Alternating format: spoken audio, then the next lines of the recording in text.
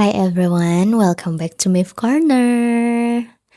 Happy weekend buat kalian yang nonton video aku tepat saat video ini tayang.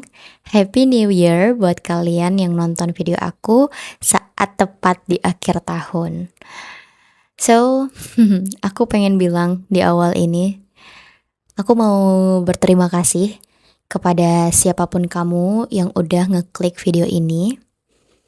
Karena tanpa kamu bilang langsung ke aku udah tahu bahwa kamu yang nonton video aku sekarang ini adalah orang-orang yang baik.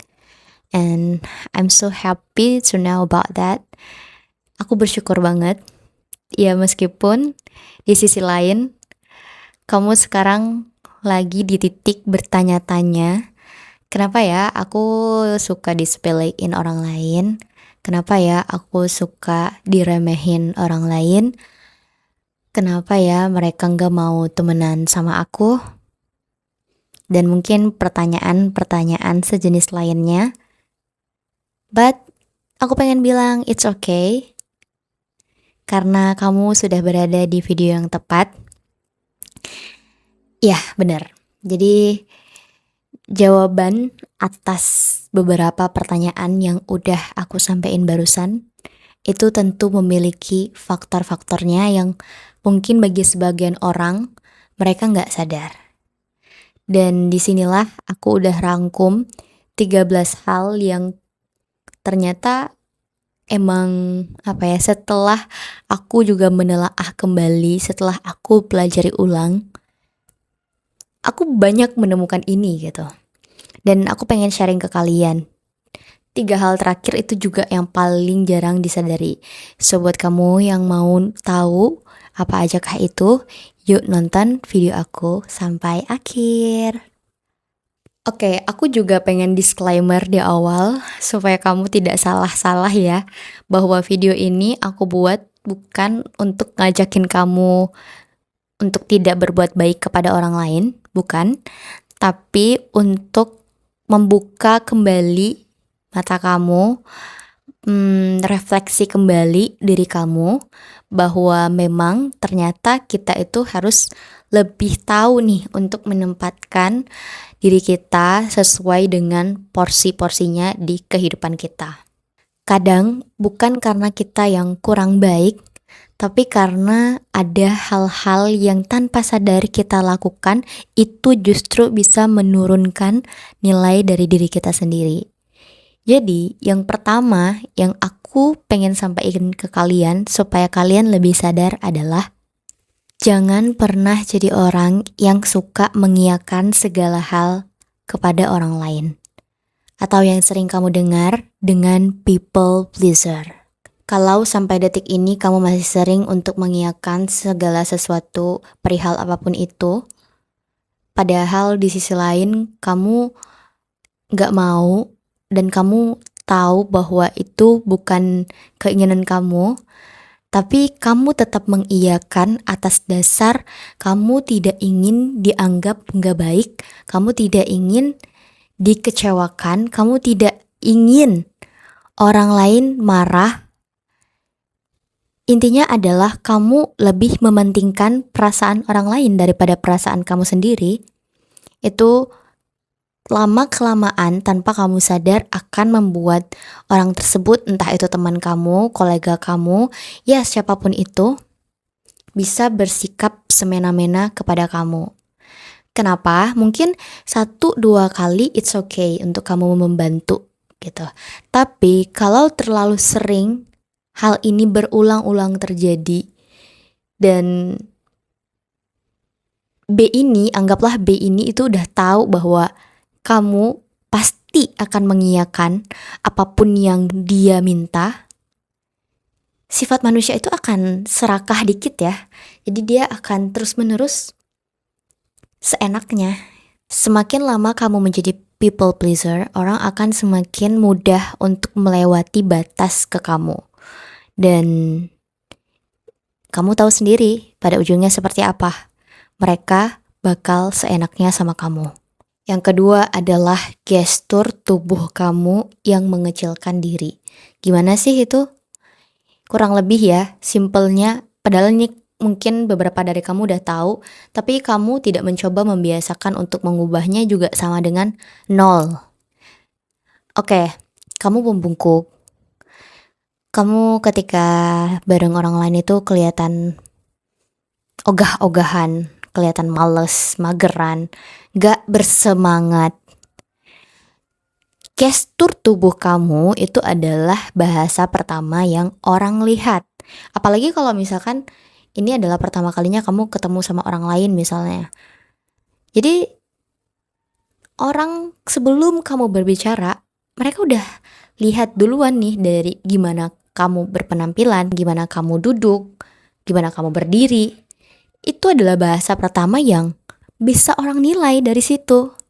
Kalau kamu suka bungkuk, suka nunduk aja matanya, kelihatan takut, orang gak bakal yakin sama diri kamu dan orang gak ada dorongan untuk bisa keep in touch sama kamu, gak ada dorongan juga untuk bisa kolaborasi ataupun kerjasama sama kamu. Oke, aku coba kasih contoh real. Kebetulan aku udah selesai kuliah, jadi aku pernah dalam kelas itu ada banyak murid ya. Jadi murid mahasiswa maksudnya. Oke, banyak mahasiswa dan beberapa teman-teman aku tuh aku punya intensitas yang tinggi untuk bisa kerjasama sama ini daripada sama B misalnya. Jadi kayak aku lebih milih si A daripada si B. Kenapa? Alasannya sederhana. Karena aku ngelihat bahwa si A ini dia dari segi knowledge apapun itu dia berani untuk tampil, gesturnya itu meyakinkan orang untuk kita bisa kerja kelompok bareng misalnya. Sedangkan yang si B ini mungkin kelihatan kayak males-malesan kayak yang aku bilang tadi, kelihatan kayak gak mau, ya jalani aja deh gitu. Jadi orang juga menilai kayak akan ada gap, akan ada kesulitan sedikit ketika ingin menyentuh si B ini daripada si A yang mungkin dari segi gestur aja kita tuh udah kelihatan dia meyakinkan nih untuk bisa berada di tim kita, kayak gitu. Jadi kalau sekarang kamu tipikal orang yang masih postur dan gesturnya mengecilkan diri, aku minta tolong banget untuk diperbaiki pelan-pelan, terutama dari postur badan yang lebih tegak. Kemudian kamu lebih berani menatap orang lain. Gak apa-apa kalau memang sekarang gak mudah, tapi aku cuma saranin semoga kamu bisa mulai membiasakan diri untuk hal itu, karena itu adalah bahasa pertama yang orang baca dan first impression orang ke kamu. Jadi coba pelan-pelan mulai berbenah lagi. Oke? Bisa. Yang ketiga adalah terlalu banyak menjelaskan diri. Kenapa terlalu banyak menjelaskan diri itu bisa membuat orang itu ngejauh atau membuat orang gak nyaman? Jawabannya adalah karena kalau kamu terlalu banyak menjelaskan diri yang notabene itu menjatuhkan hal yang sedang menjadi topik tersebut, itu menggambarkan bahwa kamu justru kurang percaya diri dan butuh validasi. Aku kasih contoh realnya. Misal ada temen kamu, anggaplah temen kamu ini namanya A. Dia sampaikan ke kamu kayak gini, "Mif, besok itu anak kelas ada ngajakin nongki untuk sharing season aja." Terus kamu jawab, ini jawaban versi pertama, "Oh iya, waduh kalau jam segitu aku belum bisa karena ada kesibukan, maaf ya." Versi yang kedua, "Hah, nongki? Ngapain sih nongki? Aku tuh tipikal orang yang paling gak suka nongki kayak gitu. Paling gak jelas banget, ngabisin waktu aku banget karena aku orangnya produktif. Jadi ngapain aku bisa ikut nongki? Aku tuh udah sibuk di kamar, aku udah sibuk dengan urusan yang lain. Jadi aku gak ada waktu sih untuk nongki kayak gitu." Biasanya orang yang nongki kayak gitu emang mereka orang yang gabut gak sih?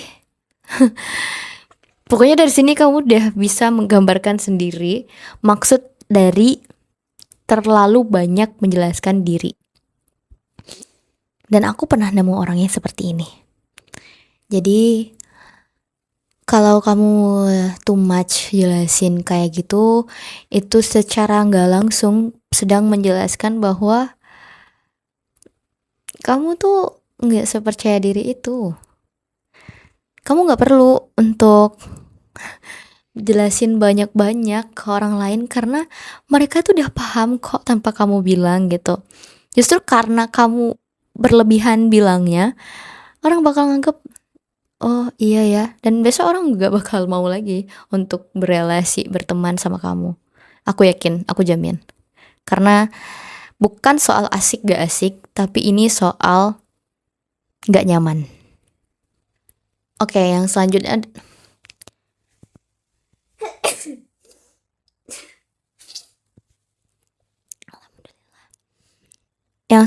adalah terlalu sering pakai kata maaf ke orang lain.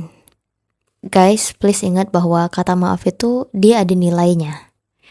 Semakin kamu sering gunain kata maaf pada sesuatu yang itu bukan salah kamu, pada sesuatu yang memang itu nggak perlu untuk kamu meminta maaf di situ, nilai kata maaf itu akan turun dan kamu secara nggak langsung juga mengecilkan diri kamu sendiri karena terlalu sering memakai kata maaf.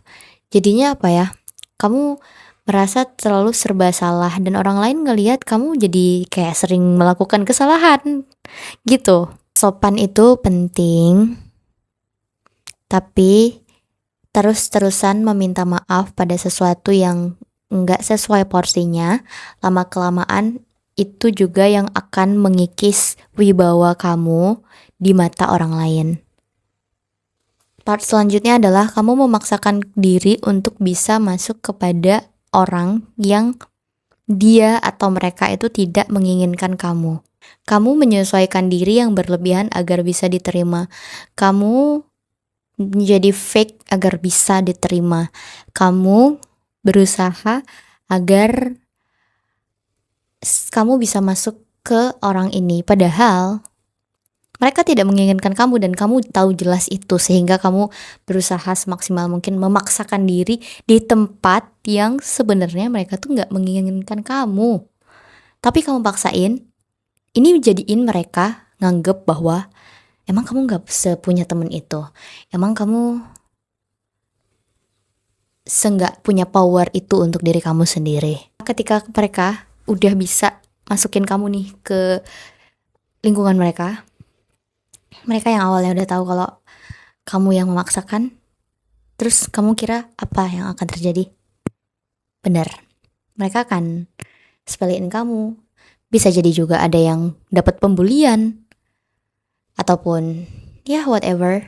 Yang jelas, aku tidak menyarankan untuk kamu memaksakan untuk menjadi fake untuk kamu bisa masuk kepada lingkungan tertentu. Tempat yang tepat itu tidak pernah membuat kamu harus mengecilkan diri. Mereka akan bisa menerima kamu apa adanya kamu dengan segala ketulusan dan kebaikan kamu. Jadi, exactly kamu tahu apa yang harus kamu lakukan setelah ini. Selanjutnya adalah kamu terlalu banyak mengeluh ke semua orang. Sesekali, maybe gak apa-apa. Tapi kalau terlalu sering, aku jadi ingat bahwa segala sesuatu yang berlebihan itu ternyata gak baik. Dan ini berlaku di sini. Guys, setiap orang itu mereka punya up and down dalam kehidupannya. Everyone is struggling with their own.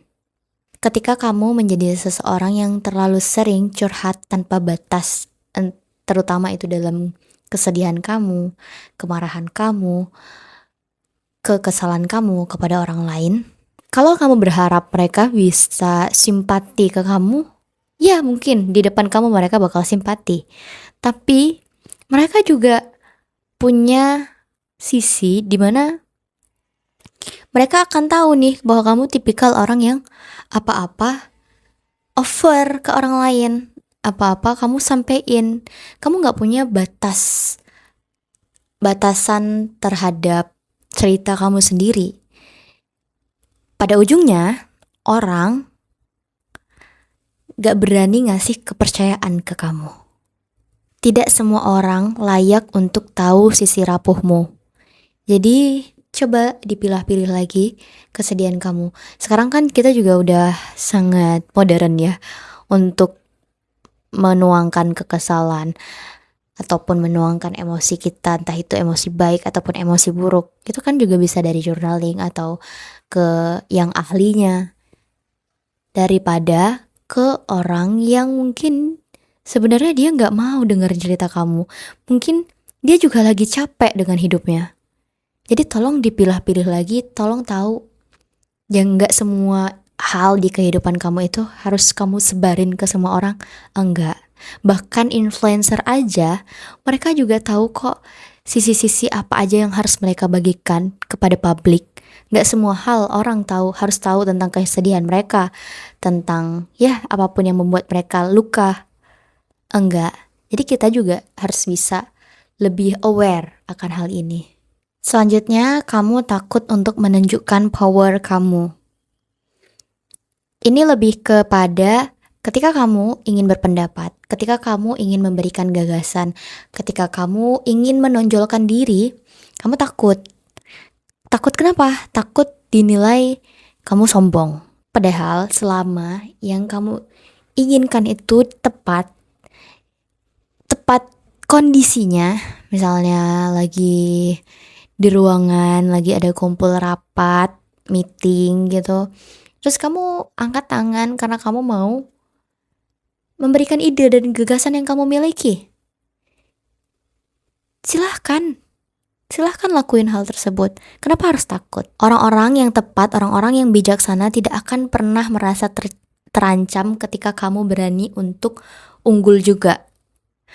Kita berkompetisi dalam kebaikan itu dianjurkan banget kan ya. Jadi silahkan dilakukan. Orang ketika melihat kamu berani untuk tampil, orang juga pasti akan senang gitu mendekat kepada kamu. Jadi itu bisa banget untuk kamu upayakan. Yang selanjutnya adalah emosi meledak di depan umum. Kamu mungkin pengen karena kamu emosian, karena kamu bersikap besar, tegas gitu ya, karena kamu bersikap teriak-teriak di depan orang lain bakal takut ke kamu. Enggak guys, enggak. Mereka bukan takut, mereka bukan tunduk, tapi mereka justru terheran-heran dan mikir bahwa sepertinya ini orang gak punya emotional intelligence, gak bisa mengatur emosi dengan bijak, dengan baik, sehingga kamu suka seperti itu. Kalau kamu masih punya sikap ini benar-benar aku rekomendasiin untuk dihapus dalam hidup kamu, karena mau gak mau ini bakal membuat orang risih juga untuk sering berada di dekat kamu. Selanjutnya adalah sombong. Kulit kamu bagus banget. Iya dong, aku kan selalu perawatan tiap hari, dan perawatannya aku tuh juga ke luar negeri. Aku pakai skincare Korea yang which is itu mahal banget. Aku ketawa dikit karena aku jujur sedikit gelai untuk ekspresi begitu. Ya pokoknya intinya adalah sombong. Entah dia sombong karena hartanya, entah dia sombong karena apapun itu. Yang jelas dia sombong tapi ada unsur menjatuhkan.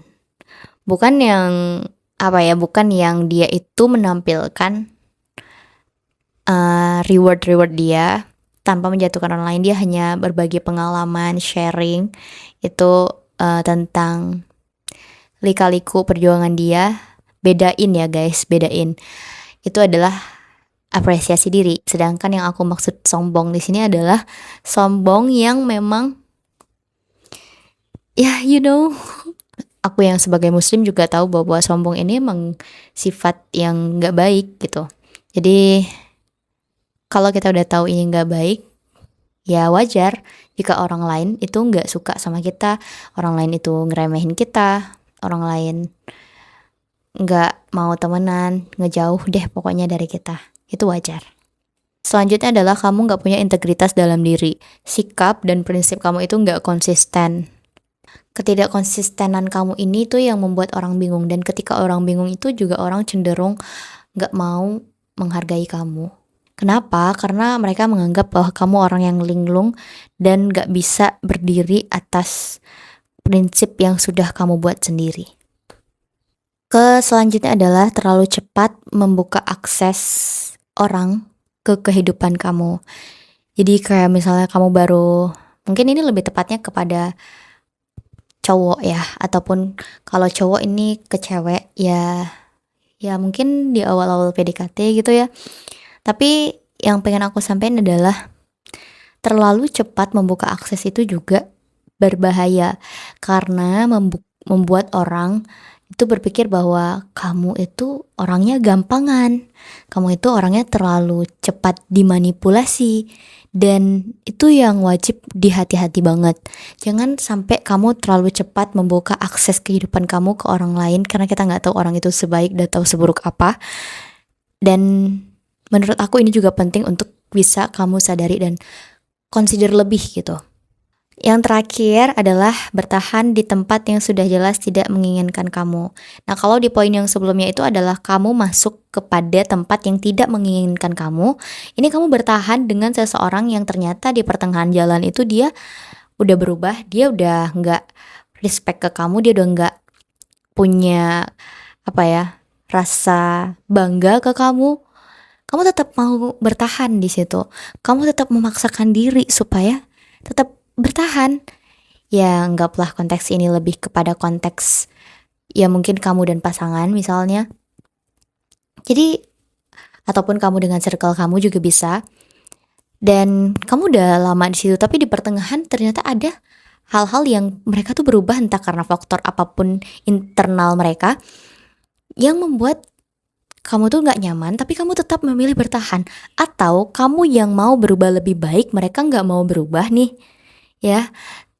Dan kamu udah tahu kalau kamu paksain di sini tuh kamu nggak bakal berkembang misalnya. Kamu tetap memilih bertahan, itu akan sangat disayangkan. Karena mereka nggak mendukung kamu dan mensupport kamu yang pertama. Bisa jadi juga, alasan yang kedua juga adalah mereka meremehkan keputusan kamu buat. Dan jangan pernah mau untuk berada di lingkungan yang seperti ini, karena nanti pada ujungnya yang sakit adalah kamu juga. Orang tidak akan memperlakukan kamu lebih baik dari cara kamu memperlakukan diri kamu sendiri. Dan kalau kamu masih merasa harus mengecilkan diri untuk diterima, mungkin yang harus diubah bukan pertemanan ataupun lingkungan kamu, tapi versi diri kamu yang lama yang harus kamu tinggalkan. So, dari 13 hal yang sudah aku sebutin tadi, part mana yang relate di kamu dan pengen kamu ubah? Yuk, sharing di kolom komentar ya, biar yang lain juga gak ngerasa sendirian. Kalau kamu suka dengan video aku yang seperti ini, jangan lupa untuk like, comment, dan subscribe Mif Corner. Dan mungkin kamu juga bisa bagiin ke teman-teman kamu, share sebanyak-banyaknya supaya kita nggak bertumbuh sendirian, karena kalau bareng-bareng itu justru lebih barokah.